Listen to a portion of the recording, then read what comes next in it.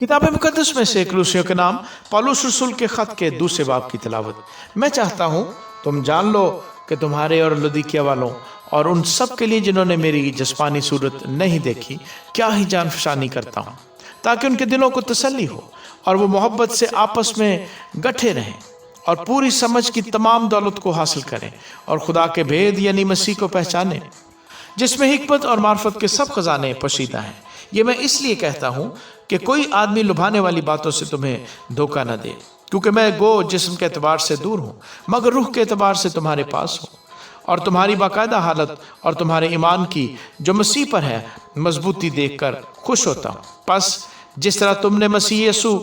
खुदावंद को कबूल किया उसी तरह उसमें चलते रहो और उसमें जड़ पकड़ते और तामीर होते जाओ, और जिस तरह तुमने तालीम पाई उसी तरह ईमान में मजबूत रहो और खूब शुक्रगुजारी किया करो। खबरदार कोई शख्स तुमको उस फैलसूफी और लाहासिल फरेब से शिकार न कर ले जो इंसानों की रवायत और दूनी इब्तदाई बातों के मुआफिक हैं, ना कि मसीह के मुआफिक, क्योंकि अलूहियत की सारी मामूरी उसी में मुजस्सम होकर सुकूनत करती है और तुम उसी में मामूर हो गए हो जो सारी हुकूमत और इख्तियार का सर है। उसी में तुम्हारा ऐसा खतना हुआ जो हाथ से नहीं होता, यानी मसीह का खतना, जिससे जिस्मानी बदन उतारा जाता है, और उसी के साथ बपतिस्मे में दफन हुए और इसमें खुदा की कुव्वत पर ईमान लाकर जिसने उसे मुर्दों में से जलाया उसके साथ जी भी उठे, और उसने तुम्हें भी जो अपने कसूरों और जिस्म की नामख्तूनी के सबब से मुर्दा थे उसके साथ जिंदा किया और हमारे सब कसूर मुआफ किए और हुक्मों की वो दस्तावेज मिटा डाली जो हमारे नाम पर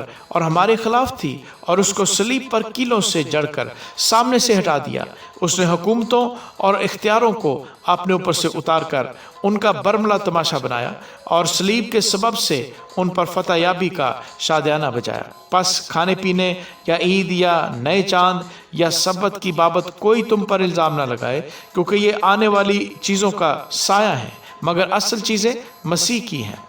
कोई शख्स खाकसारी और फरिश्तों की इबादत पसंद करके तुम्हें दौड़ के नाम से महरूम न रखे। ऐसा शख्स अपनी जिस्मानी अकल पर बेफायदा फूल कर देखी हुई चीज़ों में मसरूफ़ रहता है और उस सर को पकड़े नहीं रहता जिससे सारा बदन जोड़ों और पट्ठों के वसीले से परवरिश पाकर और बाहम पेवस्ता होकर खुदा की तरफ से बढ़ता जाता है। जब तुम मसीह के साथ दोनों इब्तदाई बातों की तरफ से मर गए तो फिर उनकी मानद जो दुनिया में ज़िंदगी गुजारते हैं इंसानी अहकाम और तालीम के मुआफ़िक ऐसे कायदों के क्यों पाबंद होते हो कि उसे ना छूना,